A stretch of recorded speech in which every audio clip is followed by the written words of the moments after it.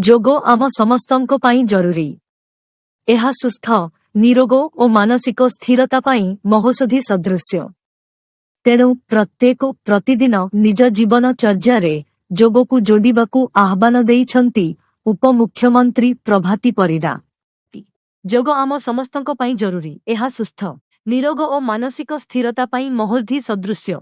ତେଣୁ ପ୍ରତ୍ୟେକ ପ୍ରତିଦିନ ନିଜ ଜୀବନଚର୍ଯ୍ୟାରେ ଯୋଗକୁ ଯୋଡ଼ିବାକୁ ଆହ୍ୱାନ ଦେଇଛନ୍ତି ଉପମୁଖ୍ୟମନ୍ତ୍ରୀ ପ୍ରଭାତୀ ପରିଡ଼ା।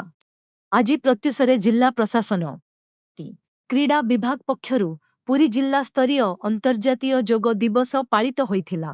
ଏଥିରେ ମୁଖ୍ୟ ଅତିଥି ଭାବେ ଇମତି ପ୍ରଭାତୀ ପରିଡ଼ା ଯୋଗ ଦେଇଥିଲେ। ଯୋଗ ଆଜି କେବଳ ଆମ ଦେଶରେ ଲୋକପ୍ରିୟ ହୋଇନାହିଁ, ବରଂ ସମଗ୍ର ବିଶ୍ୱ ଏହାକୁ ଗ୍ରହଣ କରିବା ସହ ଆଜି ଜାତୀୟ ଯୋଗ ଦିବସ ପାଳନ କରୁଛନ୍ତି। ଚଳିତ ବର୍ଷର ବିଷୟ ରହିଛି ସୁସ୍ଥ ବାର୍ଦ୍ଧକ୍ୟ ପାଇଁ ଯୋଗ। ତେଣୁ ଯୋଗ ପାଇଁ ସମସ୍ତେ ଆଗେଇ ଆସିବାକୁ ସେ ଅନୁରୋଧ କରିଥିଲେ।